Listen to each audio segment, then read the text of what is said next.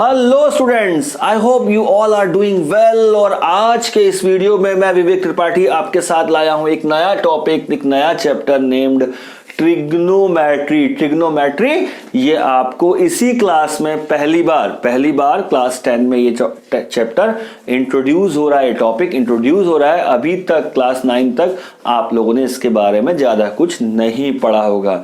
तो पहले समझते हैं कि ट्रिग्नोमेट्री की इंपॉर्टेंस क्या है।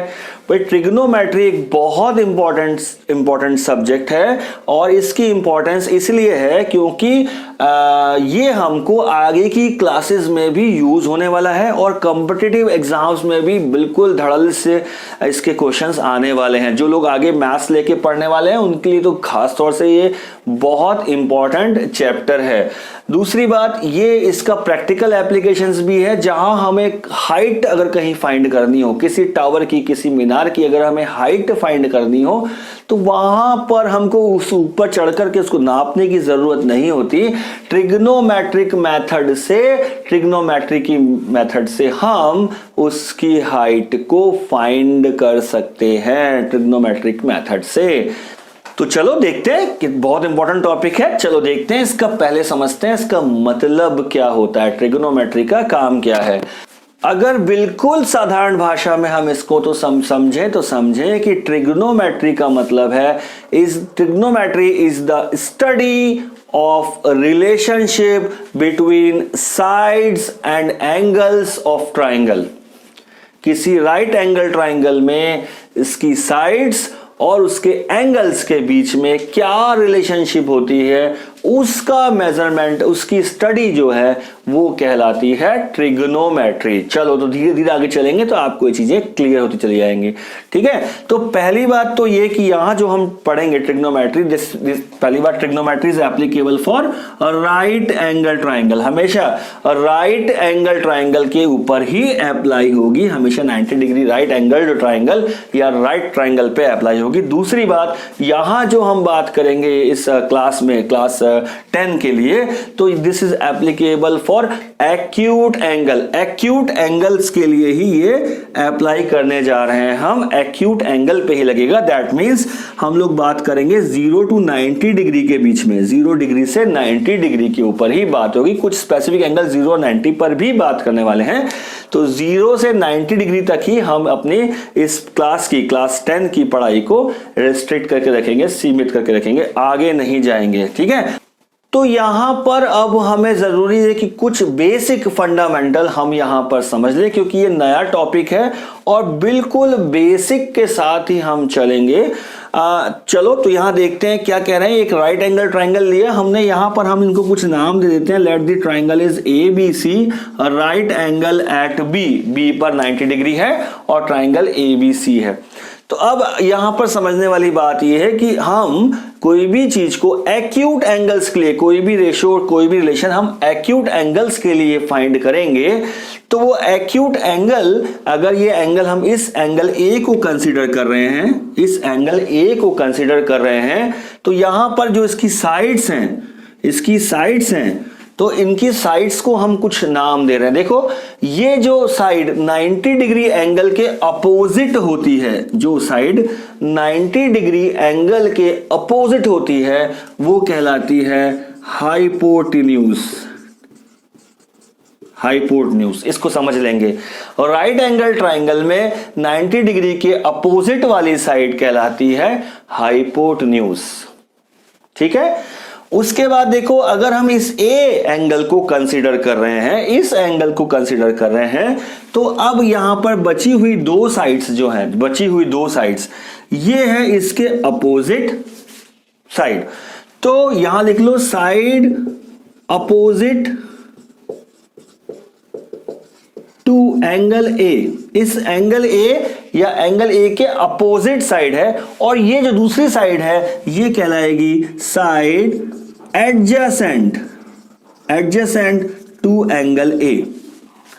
इस एंगल A के एडजेसेंट मतलब पड़ोसी या इसके साथ जुड़ी हुई जो साइड है वो कहलाती है side adjacent to angle A, और इसके अपोजिट जो साइड है वो कहलाती है side opposite to angle A।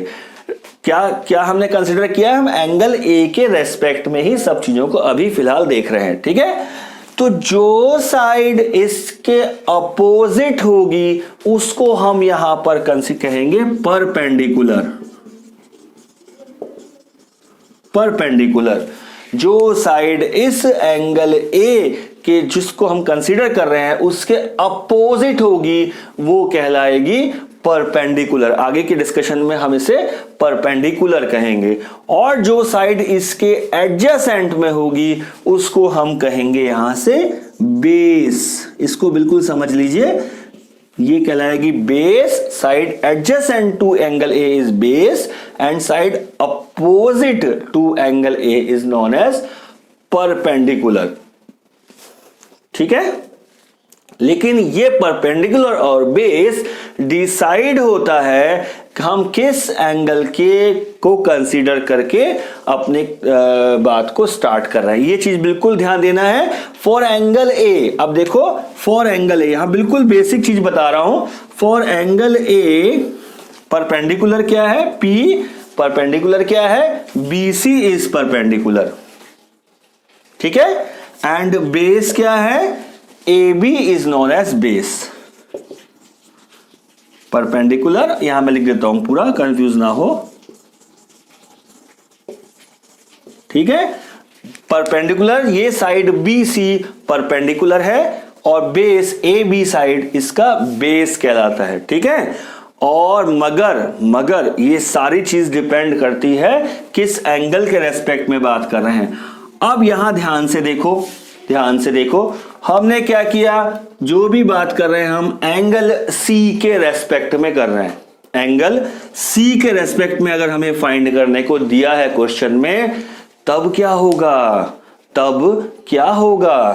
तब ये जो साइड BC है ये बन जाएगी साइड इस एंगल के अपोजिट। तो ये साइड हो गई है, ये साइड AB बन गई है side opposite to angle C। Side opposite to angle C। और ये जो साइड है ये बन गई है side adjacent to angle C। तो अगर क्वेश्चन में हमें इस एंगल के बारे में बात किया है कि इस एंगल के बारे में पूछा है, इस बात को बहुत अच्छे से समझ लेना है, नहीं तो हमारा क्वेश्चन गलत हो जाएगा। हाइपोटेन्यूज चेंज नहीं होगा क्योंकि हाइपोटेन्यूज तो हमेशा 90 डिग्री के अपोजिट वाली साइड होती है। चेंज खाली कहां होगा, बेस और परपेंडिकुलर। तो अब C के लिए adjacent side adjacent to C ये बन जाएगी बेस। और अगर हम साइड अपोजिट, इस एंगल जिसको हम कंसीडर कर रहे हैं उसके अपोजिट वाली साइड को कहते हैं हम परपेंडिकुलर। इस बात को बिल्कुल अच्छे से समझ लेना है, इस बात को समझने में कोई कंफ्यूजन ना रहे। जिस एंगल को कंसीडर कर रहे हैं उस एंगल के अपोजिट साइड होती है परपेंडिकुलर और उसकी एडजेसेंट साइड को हम बोलेंगे बेस। तो ध्यान देना है किस एंगल के बारे में बात हो रही है। यहां लिख लो for angle C। Angle C के लिए परपेंडिकुलर क्या बना, परपेंडिकुलर बन गया AB इज द परपेंडिकुलर। और बेस क्या बन गया, बेस बन गया इसके लिए BC। ये बात क्लियर हुई बच्चे, ये बात बिल्कुल क्लियर हो गई। ये बहुत इंपॉर्टेंट बात है, एकदम बेसिक है ट्रिग्नोमेट्री का। यहां इसको समझ के चलो, नहीं समझ में आया तो वीडियो को दोबारा देखो, और अगर समझ में आया तो हमारे चैनल गुरु मंत्र क्लासेस को सब्सक्राइब करो, लाइक करो और उसको शेयर करो अपने फ्रेंड्स के साथ, सो दैट उनको भी बेनिफिट मिल पाए। और इसके आगे हम पढ़ेंगे ट्रिग्नोमेट्रिक रेशोज। अब ट्रिग्नोमेट्रिक रेशोज देखेंगे क्या होता है। तो चलिए अब बात करते हैं ट्रिग्नोमेट्रिक रेशोज की। तो यहां पर मैंने कुछ ऐसे टर्म्स लिखे हुए हैं, कुछ वर्ड्स लिखे हुए हैं, कुछ रेशोज लिखे हुए हैं, और यहां ये रेशो क्या रिजेंबल करते हैं उसको समझ लेते हैं। और इनको हमें याद रखना है, याद करना है, लेकिन ये बड़े बड़े रेशोज याद करके कंफ्यूज नहीं होना है। लास्ट में इस वीडियो के एंड में हम देंगे एक ट्रिक जिससे ये रेशो मिनट में आपको, 1 मिनट में आपको याद हो जाएगा। इसको रटने की और दिमाग पे जोर डालने की ज्यादा जरूरत नहीं पड़ेगी। तो यहां पर कुछ टर्म्स लिखे हुए हैं ट्रिग्नोमेट्रिक रेशोज में।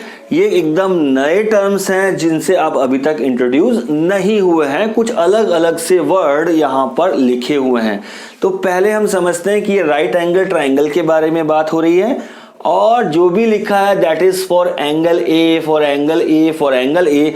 जो भी चीज हम कंसीडर कर रहे हैं वो इस एंगल ए के लिए कंसीडर करके चल रहे हैं। तो हमने अभी पढ़ा राइट एंगल ट्राइंगल में अगर ये एंगल ए है तो इसके अपोजिट साइड बन जाती है परपेंडिकुलर। यहां आपको दिख रहा है कुछ लिखा हुआ परपेंडिकुलर, देखो यहां परपेंडिकुलर लिखा है, हाइपोटेन्यूज लिखा है, बेस लिखा है, वो देखो। और जो साइड इसके एडजेसेंट होती है, इसके साथ जुड़ी हुई होती है, वो कहलाती है बेस। तो ये साइड बन गई है बेस, ये साइड बन गई है परपेंडिकुलर फॉर एंगल ए। ये पूरी बात हम एंगल ए के बारे में ही कर रहे हैं। तीसरी साइड जो अपोजिट टू राइट एंगल है वो कहलाती है हाइपोटेन्यूज। ये हम जान चुके हैं, हाइपोटेन्यूज। तो देखो ट्रिग्नोमेट्रिक रेशो क्या होता है? ट्रिग्नोमेट्रिक रेशो होता है रिलेशन बिटवीन एनी एंगल, कोई भी एक एंगल, और दो साइड्स के रेशो के बारे में रिलेशन। दो साइड्स के रेशो और एंगल के बीच में रिलेशन कहलाता है ट्रिग्नोमेट्रिक रेशो। इसको समझ के चलेंगे। कुछ नए नए से टर्म्स आपको यहां दिख रहे हैं, जैसे लिखा है sine of angle A. Sine of angle A is equal to perpendicular लिखा है और नीचे लिखा है हाइपोटेन्यूज। फिर यहां लिखा है cosine of angle A, cosine of angle ए लिखा हुआ है, और लिखा है tangent of angle A is perpendicular upon base. ऐसे कुछ टर्म्स लिखे हैं जो बिल्कुल नए टर्म्स हैं, इनको फिलहाल अभी छोड़ देते हैं। ये 3 टर्म्स हम पहले समझते हैं, बाकी के 3 को हम अभी छोड़ देते हैं, ठीक है। तो साइन ऑफ एंगल ए का मतलब क्या है? तो ये एक ट्रिग्नोमेट्रिक रिलेशन बता रहा है हमको कि जब भी हम परपेंडिकुलर अपॉन हाइपोटेन्यूज, किसी राइट एंगल ट्राइंगल में परपेंडिकुलर और हाइपोटेन्यूज का अगर हम रेशो लेंगे एंड दैट रेशो इस एंगल ए के रेस्पेक्ट में कहलाएगा साइन ऑफ एंगल ए। ये बिल्कुल नया टर्म है, इसको बिल्कुल ध्यान से समझेंगे। इस एंगल ए का साइन अगर कोई हमसे पूछ रहा है तो हम कहेंगे ratio of perpendicular and hypotenuse, that means perpendicular upon hypotenuse हम बोलेंगे। इसी तरह से इसी एंगल ए के लिए अगर कोई बोल रहा है find cosine of angle A, cosine of angle ए बताना है, सो हम क्या बताएंगे? That is base upon hypotenuse. इस एंगल ए के लिए बेस अपॉन हाइपोटेन्यूज होगा। इसी तरह से अगर कोई पूछता है हमें टेंजेंट ऑफ एंगल ए बताओ, टेंजेंट ऑफ एंगल ए बताओ, तो हम क्या कहें, क्या बताएंगे?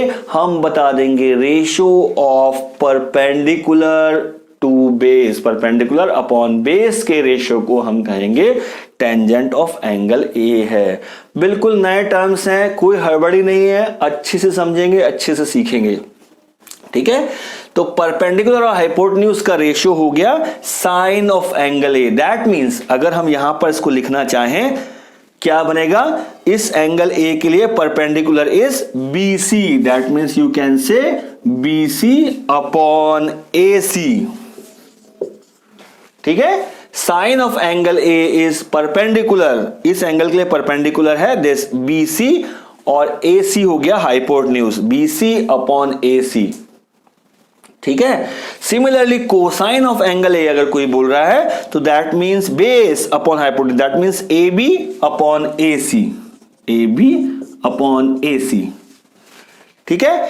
और कोई अगर टेंजेंट ऑफ एंगल ए बोल रहा है तो टेंजेंट ऑफ ए का मतलब होता है that is perpendicular upon base, that means the ratio of B C and A B, इसको हम बोलते हैं टेंजेंट ऑफ एंगल ए, ठीक है। यहां तक समझ में आया। परपेंडिकुलर और हाइपोटेन्यूज के रेशियो को हम साइन ऑफ एंगल ए कहते हैं, बेस अपॉन हाइपोटेन्यूज का रेशियो होगा तो उसको हम कोसाइन ऑफ एंगल ए कहेंगे, और परपेंडिकुलर अपॉन बेस का जो रेशियो होगा उसको हम टेंजेंट ऑफ एंगल ए कहेंगे। ये सारी चीजें हमें याद करनी है, लेकिन याद करने के लिए एक बहुत अच्छी ट्रिक यहां पर आज मैं सिखाऊंगा आपको, सो दैट आपको ये रटने नहीं पड़ेंगे, वरना रटते रटते तो हालत खराब हो जाएगी और कंफ्यूजन भी हो जाएगा, क्वेश्चन रॉन्ग होने के पूरे चांसेस रहेंगे, ठीक है। अब देखो आपको यहां पर कोई इतना लंबा साइन ऑफ एंगल ए ऐसे लिख के देने वाला नहीं है, या कोसाइन ऑफ एंगल ए ऐसे नहीं लिख के देने वाला है, इसका हम शॉर्ट में लिखा जाता है, शॉर्ट में पूछा जाता है, और हम यहां लिखते हैं ऐसे साइन ए। आपको साइन ऑफ एंगल ए नहीं दिया जाएगा, उसकी जगह आपको लिखा होगा साइन ए। साइन ए अगर लिखा है तो इसका मतलब है साइन ऑफ एंगल ए, इसका मतलब साइन और इंटू ए का मल्टीप्लीकेशन नहीं है। कई बार बच्चे कंफ्यूज हो जाते हैं, साइन को ए से मल्टीप्लाई करते हैं, साइन ए लिखा है, तो ऐसा नहीं समझना है। अगर कहीं आपको दिया हुआ है साइन ए इस तरह से लिखा है तो इसका मतलब ये हमें पूछ रहा है साइन ऑफ एंगल ए, ये हमसे पूछ रहा है sine of angle A. That means कि ये हमसे पूछ रहा है ratio of perpendicular and hypotenuse बताओ। आप हमें बताओ कि what is the ratio of perpendicular and hypotenuse of this triangle. इस ट्राइंगल में रेशियो परपेंडिकुलर हाइपोटेन्यूज का रेशियो क्या होगा, साइन ए। इस तरह से हमें शॉर्ट में दिया जाएगा।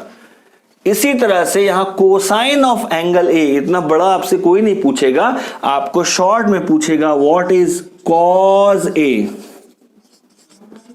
कॉज ए आपसे पूछा जाएगा, कॉज ए, तब आपको समझना पड़ेगा कॉज ए का मतलब है cosine of angle A, and that means the ratio of base and hypotenuse. इसी तरह से चलेंगे हम। टेंजेंट ए कोई नहीं पूछेगा, पूछा जाएगा टेन ए आपसे, टेन ए। तो इनके शॉर्ट नाम हमें याद रखने हैं, बड़े नाम हमको याद करने की जरूरत नहीं है।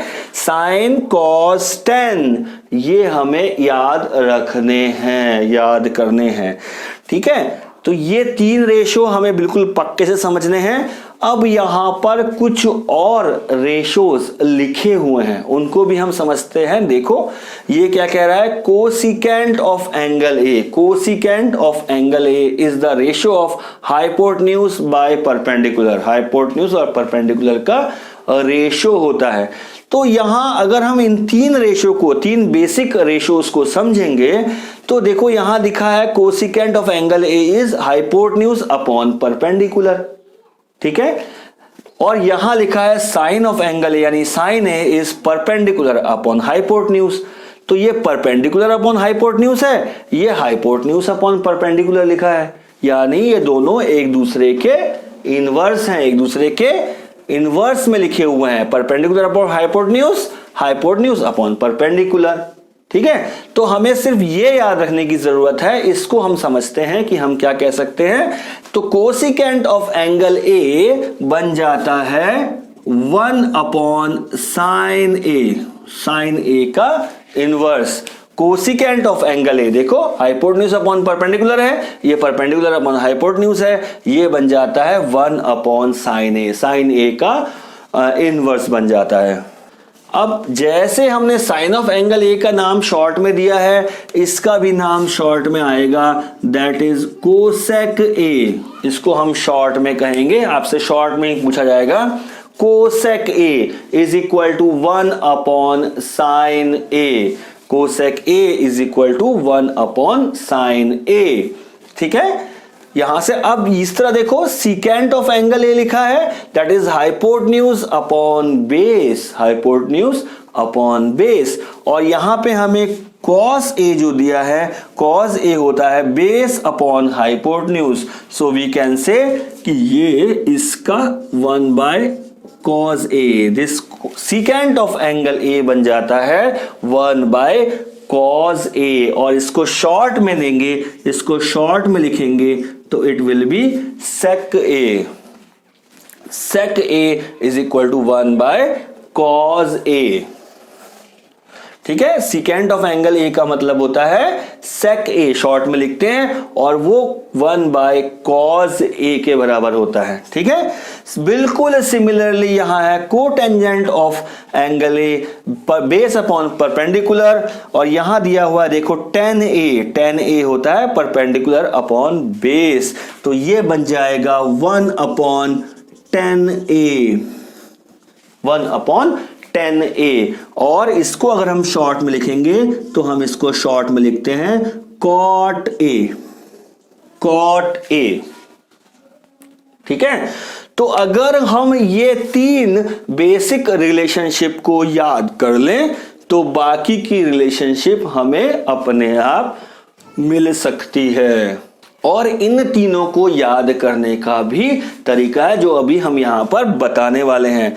उससे पहले मैं आपको बता दूं, यहां देखिए साइन ए है, यहां कॉज ए है। Sine A is perpendicular upon hypotenuse और cos A is base upon hypotenuse. अगर हम sine A by cos A कर दें, sine A divide by cos A कर दें, तो ये बन जाएगा P upon H perpendicular upon hypotenuse divided by base upon hypotenuse, that is P by B, perpendicular upon base, and that is equal to tan A। ये भी एक important relation है, sine A upon cos A is equal to tan A। ये बहुत एक और important relation है। एक और इंपॉर्टेंट बात है जो ये है कि यहां पर कई बार हमें एंगल ए बी सी इस तरह से ना दे करके हमें यहां पर इसकी वैल्यू दे दी जाती है ए बी सी ट्राइंगल, और एंगल यहां पे हमें दिया जाता है थीटा। तो ये एक और नया ग्रीक लेटर आपके साथ इंट्रोड्यूस हो रहा है, that is theta. Alpha beta gamma आप अभी तक ऑलरेडी पढ़ चुके हो, और ये नया एंगल आया है टर्म, दैट इज थीटा। अगर यहां पे ऐसे थीटा दिया हुआ है तो वो tan ए साइन ए कॉज ना होकर के हम उसे डायरेक्ट लिख सकते हैं साइन थीटा कॉस थीटा, इस तरह से हम डायरेक्ट लिख सकते हैं। एक ही जगह पे वो एंगल की वैल्यू मिल गई है हमें, sine theta cos theta tan theta, इस तरह से हम डायरेक्ट लिख सकते हैं। हमें ए बी सी ना देकर यहां पर थीटा वो एंगल दे दिया जाएगा, और ये कहलाता है, ये जो नोटेशन है इसको कहते हैं हम थीटा। थीटा ये एक इंपॉर्टेंट नोटेशन है, आपके साथ आगे तक भी चलने वाला है, आगे की क्लास में भी यूज होने वाला है। तो चलो अब हम समझते हैं वो ट्रिक, याद करते हैं वो ट्रिक जो इतने सारे रिलेशंस को, इतने सारे फॉर्मूलेस को 1 मिनट के अंदर आपको याद करा देने वाला है, रटा देने वाला है। उसके लिए आपको ये सब रटने की जरूरत नहीं है, खाली एक ट्रिक और एक लाइन आपको पूरा की पूरा ट्रिग्नोमेट्रिक रेशोज आपको क्लियर कर देने वाला है। सो समझेंगे, देखो ये ट्राइंगल है हमारे पास, A B C right angle triangle है, ये साइड हमारी परपेंडिकुलर है, ये हमको एग्जैक्टली मालूम है। ये अब मालूम है हमें कि हमारा बेस है फॉर दिस एंगल थीटा या इस एंगल ए के लिए, दोनों एक ही बात है। यहाँ पे हमें थीटा दिया हो या इस तरह से दिया हो एंगल ए, दोनों के लिए एक ही बात है। और जो साइड अपोजिट टू 90 डिग्री होती है वो कहलाती है हाइपोटेन्यूज, ये हमको मालूम चल गया है। और ये ट्रिग्नोमेट्रिक 3 बेसिक रेशो मैंने यहाँ पर लिखे हुए हैं। तो अगर अब मैं परपेंडिकुलर से को P से डिनोट करता हूं, बेस को मैं B से डिनोट करता हूं, और हाइपोटेन्यूज को मैं H से डिनोट करता हूं, H से, तो यहां पर मैं आपको एक ऐसी लाइन बताने वाला हूं जो आपको ये सारे ट्रिग्नोमेट्रिक रेशियोज 1 मिनट में सॉल्व करा सकती है। नाउ लेट अस सी, अगर हम इसको इस तरह से लिख दें तो ये हमारी सारी प्रॉब्लम्स को सॉल्व कर सकती है। नाउ सी, ये P अपॉन H का मतलब है साइन के बारे में बात हो रहा है। Sine is perpendicular upon hypotenuse, that is P upon H, sine. Sine is P upon H, इसको समझ लेंगे पहले, फिर मैं आपको वो लाइन दूंगा. Now that is B upon H, base upon hypotenuse. क्या रेशियो बन रहा है? Base upon hypotenuse, that is cause ratio बन रहा है यहां पर. इसी तरह से P upon B, that is perpendicular upon base, ये बन रहा है 10. ये रेशियो बन के आ रहा है 10. इस तरह से हमने लिखा है, ठीक है. और देखो अगर इसके रिवर्स में चलेंगे तो B अपॉन P, पहले B और अपॉन P, इसका रिवर्स कर देंगे तो ये बन जाएगा यहां पर कॉट का रेशियो बनने वाला है, कॉट A. इसी तरह से H अपॉन B, यहां थीटा भी लिख लो साथ में अगर थीटा को लेके चल रहे हो तो. H upon B, hypotenuse upon base, इसका उल्टा कर देंगे तो बन जाएगा सेक थीटा. और लास्ट में हाइपोटेन्यूज अपॉन परपेंडिकुलर, इसका उल्टा कर देंगे तो बन जाएगा कोसेक थीटा. तो sine cos tan cot sec cosec, इस तरह से हमारे पास ये 6 रेशो बन के आ गए हैं.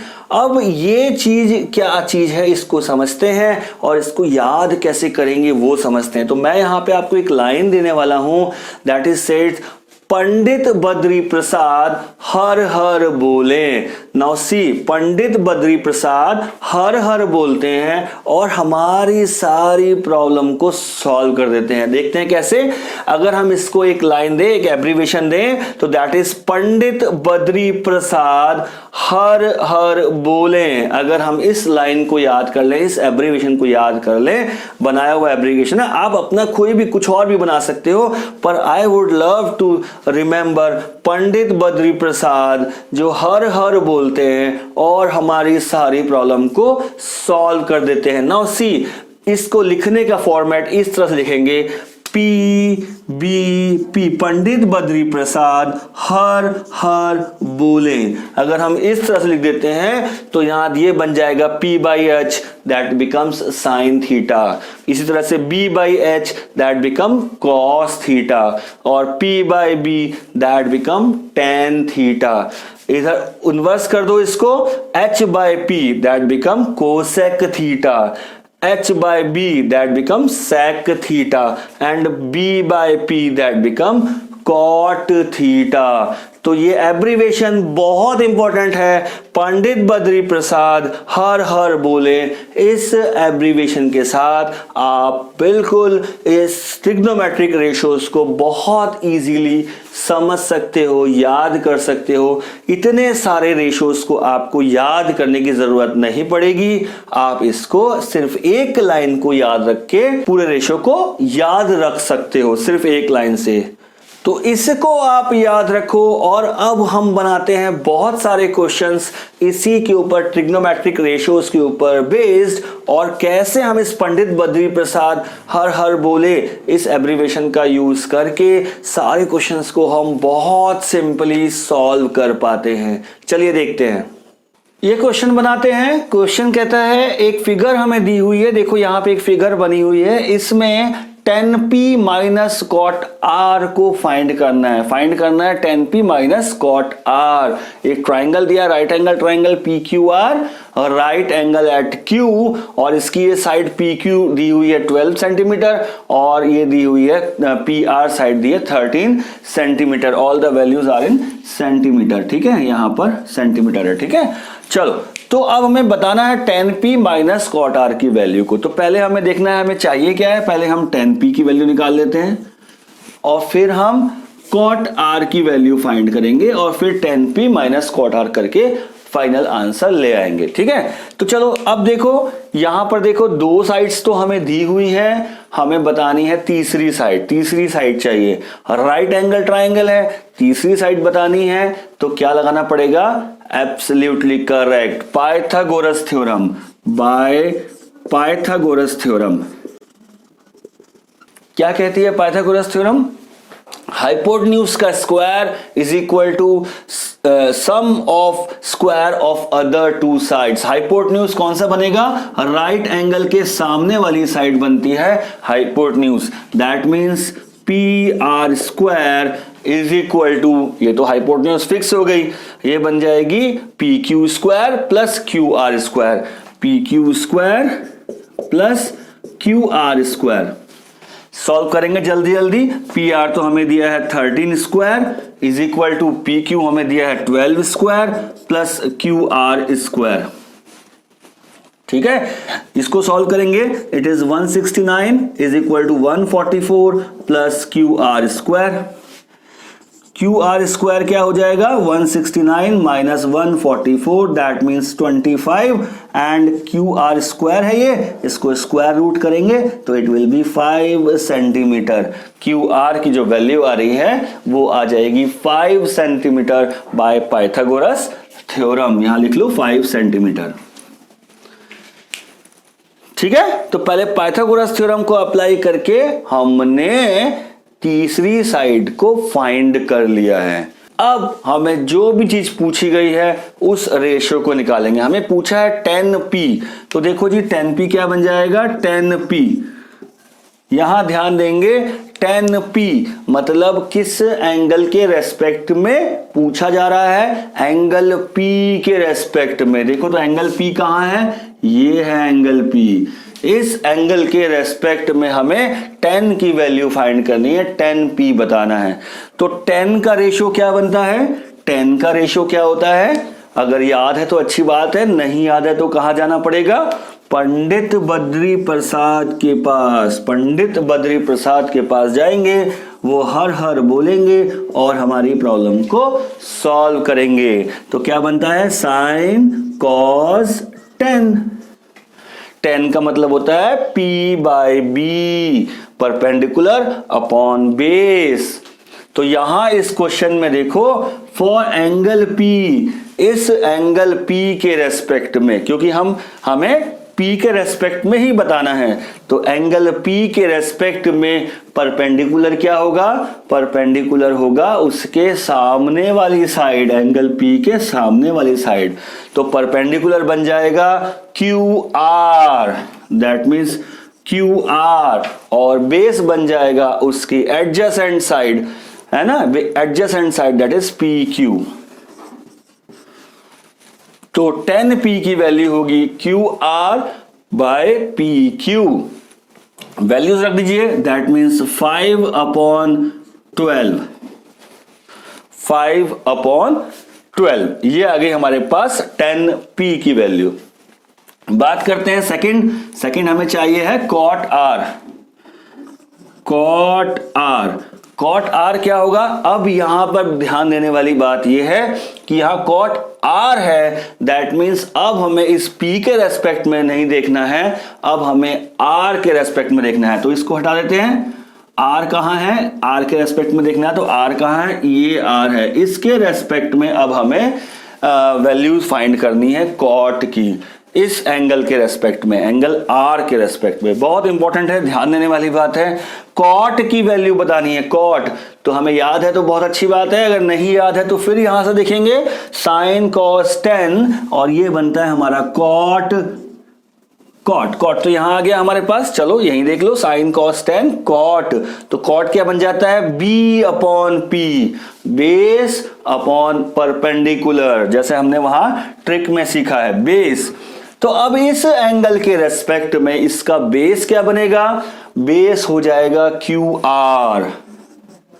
क्यों? बेस होता है at side adjacent to this, adjacent to this, इस एंगल के एडजेसेंट जो साइड होती है वो बेस बन जाती है और अपोजिट साइड जो होती है वो परपेंडिकुलर बन जाती है। तो यहां है कॉट में base upon perpendicular, that means QR upon PQ। QR upon PQ। तो QR की वैल्यू क्या है? QR की वैल्यू है 5 और PQ की वैल्यू है 12। और हमें फाइंड करना है 10p minus cot R, that is 10p minus cot R। तो 10p minus cot R, this will become, 10p की वैल्यू रख दो यहां, 5/12 minus 5/12 and that comes out to be 0। तो पहला क्वेश्चन है, if sine A is 3/4, sine A की value हमें 3/4 गिवन है, calculate cos A and tan A, और cos A और tan A की वैल्यू हमको बतानी है। तो जब भी ऐसा होगा सबसे पहले एक ट्राइंगल बना लीजिए, एक राइट एंगल ट्राइंगल बना लीजिए, राइट एंगल ट्राइंगल बना लीजिए। ए एंगल हमें दिया हुआ है, साइन ए के बारे में बोल रहा है, तो let us take this point A, B पे राइट एंगल है और ये हो गया हमारे लिए पॉइंट सी। ठीक है, यहां दिया हुआ है sine A is equal to 3/4। चलिए यहीं से शुरू करते हैं, that is sine A is equal to 3/4। अब साइन ए क्या होता है, मतलब ये इस एंगल के बारे में बात कर रहे हैं, ए एंगल के बारे में बात कर रहे हैं, ए के रेस्पेक्ट में हमें चीजें बता रहे हैं। ठीक है, तो sine A is equal to 3/4। तो अब साइन ए क्या रेशो होता है वो हमें याद रखना है, याद करना है। अभी याद नहीं है तो पूछ सकते हो आप पंडित बद्री प्रसाद जी से, वो हर बोलते हैं और प्रॉब्लम को सॉल्व करते हैं। तो पंडित बद्री प्रसाद जी के पास जाते हैं और देखिए साइन ए, साइन क्या होता है, साइन पहला P/H परपेंडिकुलर अपॉन हाइपोटेन्यूज बनता है साइन। ये हमें वहां पे स्कूल में दिखाने की जरूरत नहीं है, ये हमें हमारे अलग से रफ में समझने के लिए है। इसको आप रफ में बनाइएगा, वहां स्कूल कॉपी में इसको नहीं बनाना, एग्जाम कॉपी में। ठीक है, तो P/H परपेंडिकुलर अपॉन हाइपोटेन्यूज। तो यहां इस केस में फॉर दिस एंगल परपेंडिकुलर क्या बनेगा, इसके सामने वाली साइड हो जाती है परपेंडिकुलर, दैट मींस BC। और हाइपोटेन्यूज क्या बनता है, ये 90 डिग्री के सामने वाली साइड जो होती है वो बनती है hypotenuse, that means AC, BC/AC। ये बन गया है साइन A 3/H। ठीक है, अब ये तो एक रेशो है, that means we can say BC is equal to 3K। के कोई एक कांस्टेंट या पॉजिटिव वैल्यू हम ले रहे हैं। जब रेशो वाले क्वेश्चन को सॉल्व करते हैं हम, तो एक कोई कांस्टेंट या पॉजिटिव वैल्यू लेते हैं। जैसे हमने कहा यहां पे हमने K लिया है, BC is equal to 3K और AC जो डिनोमिनेटर है AC is equal to 4K, where K is any positive number. ठीक है, कोई पॉजिटिव नंबर है वो हमने K ले लिया है, कोई पॉजिटिव नंबर है वो हमने K लिया। रेशो है, रेशो के केस में हम एक कॉमन फैक्टर, एक कॉमन नंबर लेते हैं, यहां हमने उसे K लिया हुआ है। ठीक है, कोई पॉजिटिव नंबर। अब देखो ये एक राइट एंगल ट्राइंगल है, ABC राइट एंगल ट्राइंगल है। यहां हमारे पास हमें BC मालूम चल चुका है और AC मालूम चल चुका है। तीसरी साइड बतानी है, ये बन गया है 3K, ये बन गया है 4K। थर्ड साइड फाइंड करनी है, तो थर्ड साइड फाइंड करनी है तो अप्लाई होगा Pythagoras theorem. Third side find करनी है तो बाय पाइथागोरस थ्योरम अप्लाई कीजिए। क्या बन जाएगा, हाइपोटेन्यूज का square is equal to base का स्क्वायर या वन साइड का स्क्वायर प्लस अनदर साइड का स्क्वायर। हाइपोटेन्यूज का square AC square is equal to AB square plus BC square. Pythagoras theorem है, ये क्लियर है। अब यहां पर वैल्यूज रख दीजिए, तो दैट विल बिकम 4K का whole square is equal to AB, ये हमें फाइंड करना है। AB स्क्वायर ऐसे ही रहने दीजिए, BC हमें दिया हुआ है 3K होल स्क्वायर। ठीक है, सॉल्व करेंगे इसको तो क्या बन जाएगा, AB square is equal to 16K square minus 9K square, that means 7K square. ठीक है, और स्क्वायर रूट करो, AB is equal to K√7। AB की वैल्यू आ गई हमारे पास K√7। ठीक है, यहां पे अब हमारे पास ये तीनों साइड्स की वैल्यू आ चुकी है, दैट इज K√7। ठीक है, तीनों साइड्स की वैल्यू आ गई। अब हम कोई सा भी रेशो हम बता सकते हैं, जो भी हमें रेशो पूछा है उसको फाइंड करते हैं। चलो यहां बनाते हैं इसको। क्या पूछा है हमसे पूछा है tell cos A and tan A। चलो तो पहले देखते हैं cos A क्या बन जाएगा, cos क्या होता है, फिर से पूछते हैं पंडित बद्री प्रसाद से। पंडित बद्री प्रसाद हर बोलते हैं और प्रॉब्लम को सॉल्व करते हैं। तो क्या बनता है, साइन कॉस कॉस बनता है b bye H, that means base upon hypotenuse. किसके रेस्पेक्ट में? इस एंगल ए के रेस्पेक्ट में। इस एंगल ए के रेस्पेक्ट में बेस बनेगा ए बी, बेस बनेगा ए बी, और हाइपोटेन्यूज तो सेम रहेगा, that is A C, A C. ठीक है, ये बिल्कुल ध्यान देना है। हमको नहीं याद आ रहा है तो हमें यहां पर ये जो ट्रिक हमने सीखी है उस ट्रिक से हमें फाइंड करना है।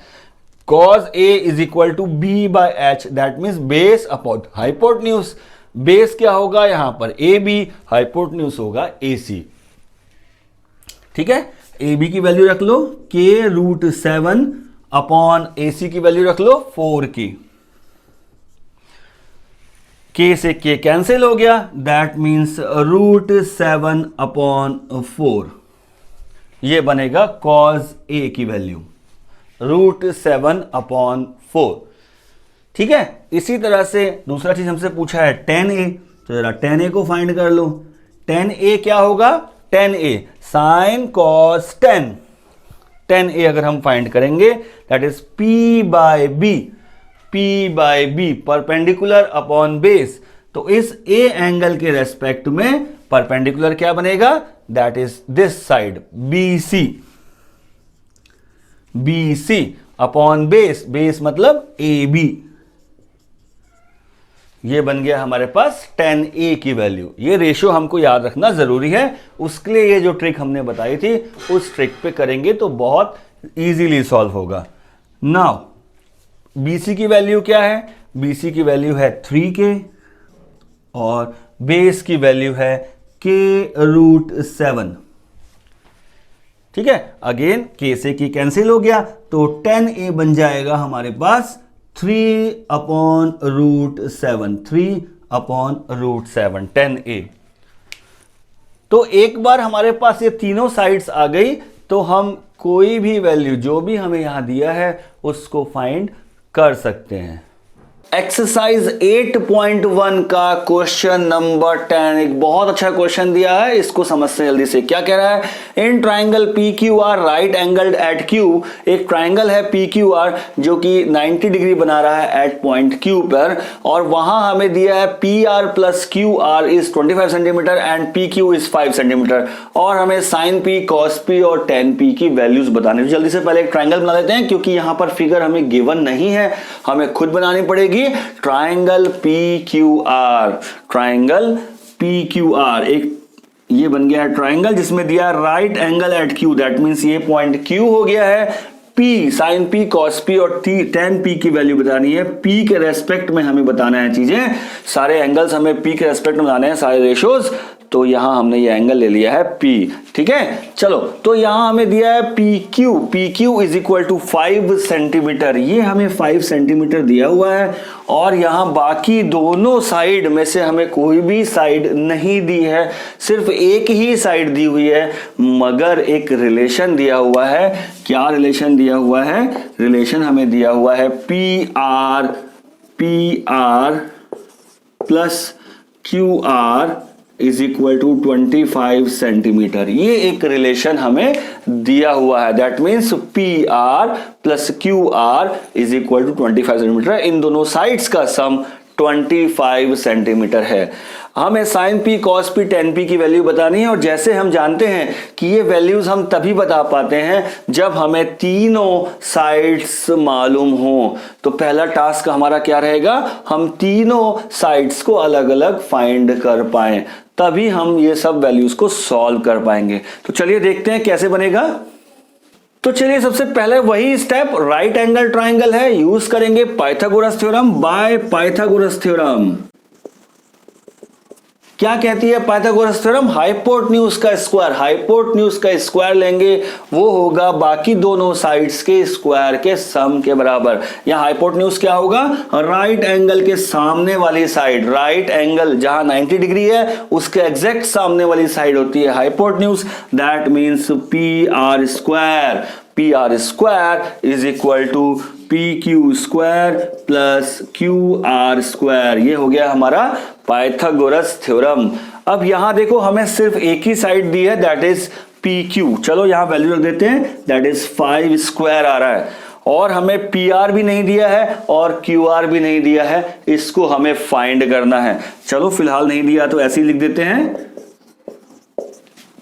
अब क्या करेंगे, इस क्यू आर को इस तरफ ट्रांसपोज करेंगे तो ये बन जाएगा P R square minus Q R square is equal to 25।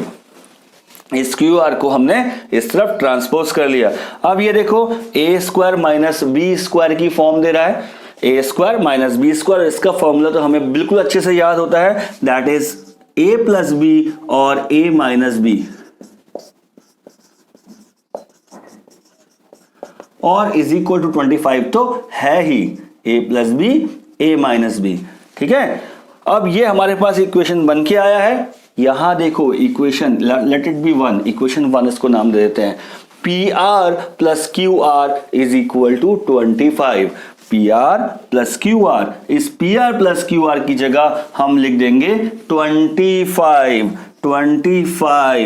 और P R minus Q R तो ऐसे ही रहेगा। यहां लिख दो from equation 1, from equation 1। Reason तो देना पड़ेगा क्यों आपने 25 लिख रखा है यहां पर, ये रीजन आपको वहां बताना पड़ेगा। फ्रॉम इक्वेशन 1 हमने ऐसे रखा है। ठीक है, चलो तो क्या बन गया, इसको सॉल्व करेंगे तो P R minus Q R is equal to 1। ओहो, P R minus Q R is equal to 1 आ गया है और इसको ले लो इक्वेशन नंबर 2। इक्वेशन नंबर 1 ये हो गई, इक्वेशन नंबर 2 ये हो गई। अब दो इक्वेशन है, एलिमिनेट करके आप इनको सॉल्व कर सकते हो। क्या बनेगा, फ्रॉम 1 and 2, चलो यहां बना लेते हैं, from 1 and 2, from equation 1 and 2 क्या बन जाएगा, P R plus Q R is equal to 25 and P R minus Q R is equal to 1। इसको सॉल्व कर दो, 1 प्लस 2, इक्वेशन 1 प्लस इक्वेशन 2। आप वर्ड्स में लिख सकते हो एडिंग इक्वेशन 1 and 2। ठीक है, अब क्या बन जाएगा, इन दोनों को सॉल्व करेंगे, ऐड करेंगे, ऐड करने से बन के आएगा P R is equal to 13। Put P R is equal to 13 in equation 1। Equation 1 में सब्स्टिट्यूट कर दो तो 13 plus Q R is equal to 25, so Q R is equal to 12। अब यहां पर ए इक्वेशन से हमको मिल गई है पी आर की वैल्यू और क्यू आर की वैल्यू। ठीक है, पी आर की वैल्यू मिल गई हमें 13 और क्यू आर की वैल्यू मिल गई हमें 12 सेंटीमीटर, 13 सेंटीमीटर। ठीक है, अब देखो तीनों साइड्स हमारे पास आ गई हैं। अब जो भी पूछे उसको हम सॉल्व कर सकते हैं। जल्दी से देखते हैं यहां पर। तो पहले हमसे क्या पूछा गया है, साइन पी। तो साइन पी क्या बन जाएगा, देखो एंगल पी के रेस्पेक्ट में हमें बात करनी है। एंगल पी के रेस्पेक्ट में हमसे पूछा जा रहा है एंगल पी के साइन की वैल्यू क्या होती है। साइन की वैल्यू अगर याद है, रेशो अगर आपको याद है तो ठीक है, नहीं तो हम जाते हैं पंडित बद्री प्रसाद जी के पास, वो हर हर बोलते हैं और हमारी प्रॉब्लम को सॉल्व करते हैं। सो ये बन जाता है साइन कॉस 10।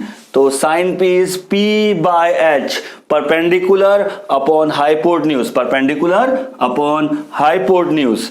तो इस एंगल पी के रेस्पेक्ट में परपेंडिकुलर क्या बनेगा, परपेंडिकुलर होता है जिस एंगल के रेस्पेक्ट में हम पूछ रहे हैं उसके opposite, that means Q R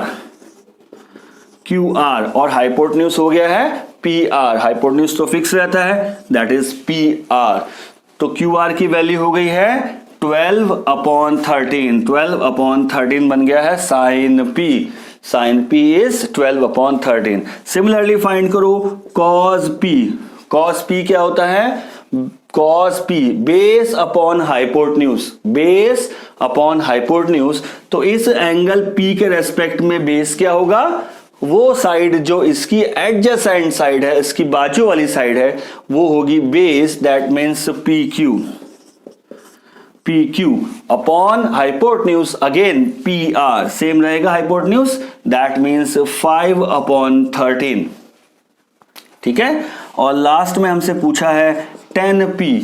तो 10p क्या होता है जी, sine cos 10 perpendicular upon base, इस p एंगल के रेस्पेक्ट में परपेंडिकुलर है QR और बेस है PQ।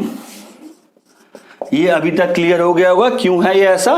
तो QR इज इक्वल टू 12 और बेस हो गया PQ, दैट मीन्स 5। तो ये तीनों रेशो हम यहां से बता सकते हैं। तो अगर ये क्वेश्चन आपको समझ में आया है और हमारा वीडियो आपको अच्छा लगा तो जल्दी से हमारे channel you Guru Mantra classes को सब्सक्राइब कीजिए, लाइक कीजिए और शेयर कीजिए अपने फ्रेंड्स के साथ।